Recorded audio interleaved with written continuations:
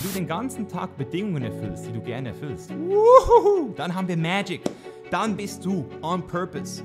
Also such dir die Bedingungen aus, die du gerne erfüllst. Und wenn du deine Vision hast und die Bedingungen für deine Vision noch nicht genau kennst, dann fühlt sich das nicht geil an. Deswegen, das ist dann auch der nächste Schritt.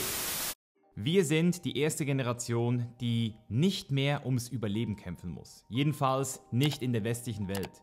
Wir haben alles, was wir brauchen, und deswegen können wir uns jetzt plötzlich über ganz neue Sachen Gedanken machen. Nämlich zum Beispiel wie, was ist eigentlich meine Bestimmung? Und was möchte ich in meinem Leben alles erreichen?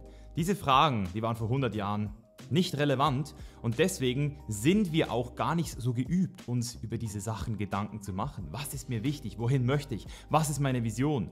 Und genau darum haben immer mehr Menschen auch das Gefühl, ihnen fehlt was. Und heute möchte ich mal diesem Thema auf den Grund und gucken, was denn für dich die 3 wichtigsten Sachen sind, die du brauchst, um eine authentische Vision zu kreieren. Schauen wir uns mal so die typischen Problemchen an, wenn Menschen über ihre Vision nachdenken möchten. Was ich immer wieder höre ist, A, ich habe keine Vision oder mir fehlt eine Vision. B, was ich auch immer wieder höre, ich weiß gar nicht so richtig, wie ich eine Vision kreiere. Ich habe das noch nie gemacht, wie soll das überhaupt gehen? Und C, was ich auch sehr oft höre, ich glaube gar nicht erst, dass ich meine Vision erreiche. Selbst wenn ich weiß, was ich möchte, glaube ich gar nicht dran. Und genau dort fängt es an. Die innere Unruhe, die Ungewissheit, ob man gerade auf dem richtigen Weg ist. Weil wenn man nicht glaubt, dass man eine Vision kreieren kann, wenn man seine Vision nicht kennt, wo geht dann das Leben hin?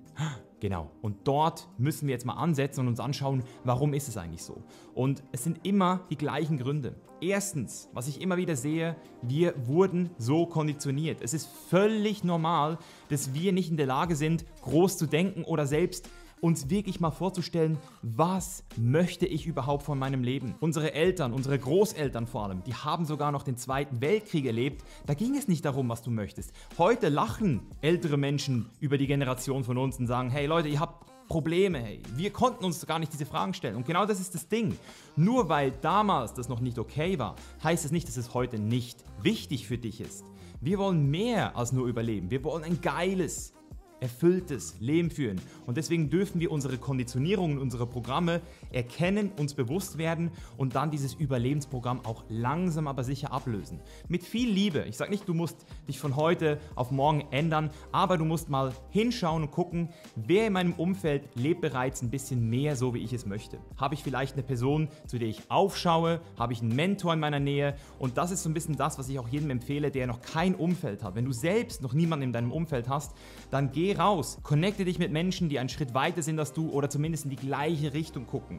Komm in unseren Janiec Tribe, auch dort hast du die Möglichkeit, mit Menschen zusammenzukommen, die die gleichen Werte teilen wie du, denn es ist um einiges einfacher, den Weg nicht alleine gehen zu müssen. Und wenn du alleine bist und dich alleine fühlst, dann kommst du auch nicht in die Handlung. Ich selbst studiere seit Jahren Mentoren und schaue mir regelrecht ihre besten Mindgames ab. Also ich schaue mir an, was denken die, wie handeln die, und dann kopiere ich es. Warum sollte ich es nicht auch so machen wie die? Ich habe zum Beispiel Naval Ravikant vor ein paar Jahren entdeckt, weil er für mich so die perfekte Mischung aus Happiness, Geld und Gesundheit darstellt. Ein Typ, der schon ein bisschen älter ist als ich, der einfach irgendwie auf mich sehr überzeugend wirkt. Als hätte er das Leben verstanden.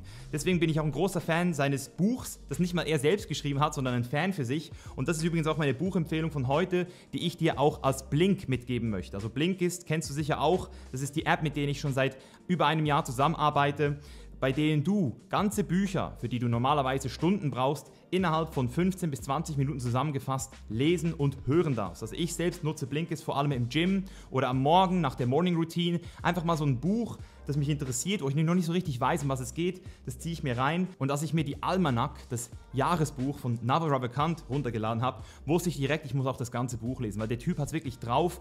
Und was er immer sagt ist, the hardest thing is not doing what you want, it's knowing what you want. Und Naval ist bei weitem nicht der Einzige, der das sagt. Auch Abraham Maslow, mit dem ich mich seit Jahren beschäftige, hat schon sehr früh erkannt, dass es ein psychologisch sehr komplexer Vorgang ist, wirklich zu wissen, was man will. Und deswegen habe ich es auch nie als selbstverständlich genommen und gebe dieser Frage auch sehr viel Zeit und sehr viel Raum, die man aber nicht hat, wenn man immer im Hamsterrad gefangen ist. Deswegen muss man sich auch wirklich Mentoren holen. Deswegen empfehle ich dir jetzt auch einfach mal die Blinkist-App runterzuladen. Du hast auch hier einen Link von mir übrigens. Wenn du den eingibst, dann kriegst du nicht nur 25% Rabatt auf dein Abo, sondern kannst die App auch 7 Tage kostenlos testen und direkt mal reinhören. Einer meiner Lieblingslearnings aus dem Buch ist, dass wenn du zum Beispiel das Gefühl hast, du möchtest Geld, aber innerlich hast du eine Aversion, das heißt, du hast Probleme damit, dich zu verkaufen, du hast Probleme damit, Geld auszugeben für andere Sachen.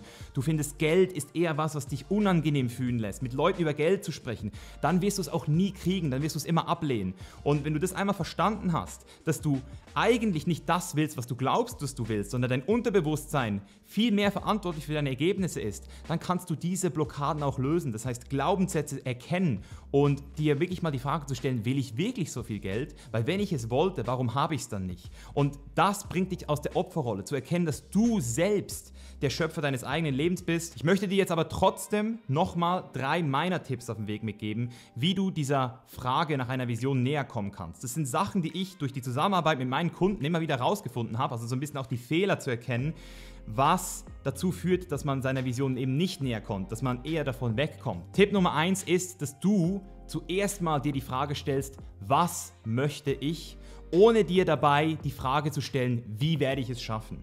Einer der größten Fehler und Limitierungen ist es, immer direkt mit der Wie-Frage zu kommen. Unser Verstand möchte immer wie. Aber das Ding ist, das Wie kennen wir gar nicht. Ich habe auch schon mal ein Video gemacht über die 100 Schritte und warum wir immer zuerst mal einen Schritt machen müssen, bevor wir den nächsten wirklich kennen. Und genauso funktioniert das hier auch. Geh mal wirklich groß rein und überleg dir, was möchte ich? Also zuerst mal die Was-Frage und dann zum späteren Zeitpunkt dann wirklich auch mit der Wie-Frage kommen. Aber das Problem ist, dass die meisten Menschen sich viel zu früh die Wie-Frage stellen und deswegen gar nie wirklich ehrlich zu sich sind, was sie wirklich möchten. Das heißt, sie machen ihre Vision viel zu klein, die sie nicht motiviert, oder sie glauben eben, wie gesagt, auch gar nicht daran, dass sie es erreichen können. Und das ist sehr schade. Und wenn du das erstmal hast, dann ist die zweite Sache, die auch sehr wichtig ist, dass du deine Vision nicht nur auf deine Karriere beschränkst. Hey, wir haben 12 Lebensbereiche. Ich habe auch schon mal einen Post gemacht auf Instagram. Ich werde den hier mal verlinken, unseren Instagram-Account. Da haben wir das Wheel of Life präsentiert. Das ist auch eine Übung, die ich mit meinen Kunden mache. Wir haben 12 Lebensbereiche. Und eine geile Vision beruht mindestens mal auf 8 bis 10 Lebensbereichen. Denk mal wirklich groß und holistisch. Das Leben ist nicht nur Arbeit, auch wenn wir in der westlichen Welt so konditioniert wurden, dass wir 8 Stunden arbeiten. Ein Drittel unseres Lebens ist für Arbeit reserviert. Das ist nicht zwingend so. Das ist nur so, wenn du es glaubst, dass es so sein muss. Und deswegen, wenn du einmal verstehst, dass dein Leben nicht nur Karriere ist, dann macht deine Vision auch viel mehr Spaß, weil jetzt überlegst du dir, hey, mit wem möchte ich zusammen sein? Möchte ich eine Freundin? Möchte ich eine Frau? Möchte ich Kinder? Okay, wie viel Geld möchte ich? Wo möchte ich leben? Wie oft möchte ich reisen? Wie wichtig ist mir Spaß? Welche Hobbys möchte ich noch in mir entdecken? All diese Sachen, die können zusammenkommen. Wo möchtest du mit deiner Familie leben? Möchtest du deine Familie näher von dir haben? Möchtest du sie weit weg von dir haben? Wenn du dir diese ganzen Gedanken machst, dann nimmt deine Vision auch so richtig Form an und dann ist sie nicht nur auf deine Arbeit beschränkt.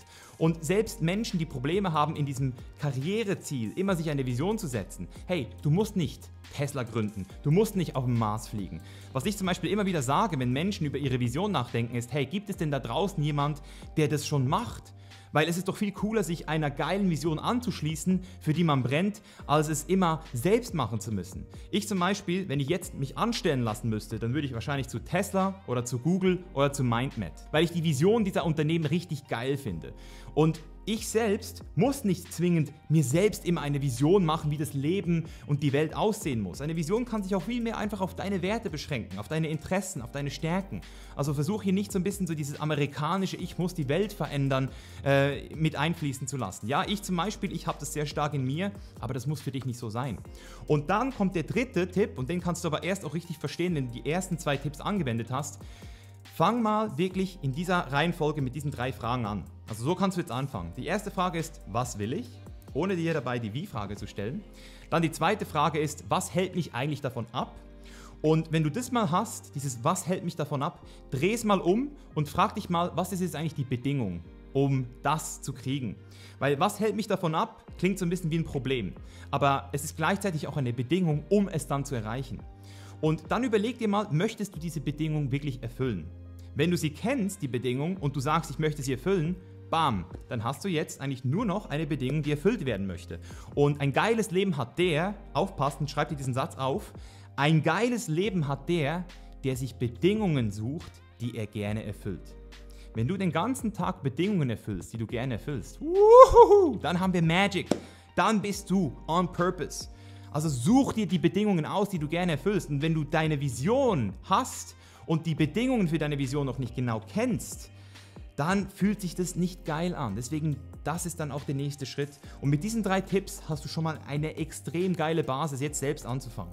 Und wenn dir das noch nicht reicht, wenn du das Gefühl hast, dir fehlt der Glaube, du erzählst dir selbst noch Lügen oder du merkst, du limitierst dich selbst, ich habe auch noch einen Workshop für dich, den ich dir unten verlinken werde, janislife.com/training. Check's ab. Und es würde mich freuen über Feedback. Schreib in die Kommentare, ob du mit diesem Video ein bisschen näher an deine Vision gekommen bist. Schreib mir auch gerne, wenn du noch Hilfe brauchst. Und wir sehen uns im nächsten Video wieder. Dein Mischa. Peace out.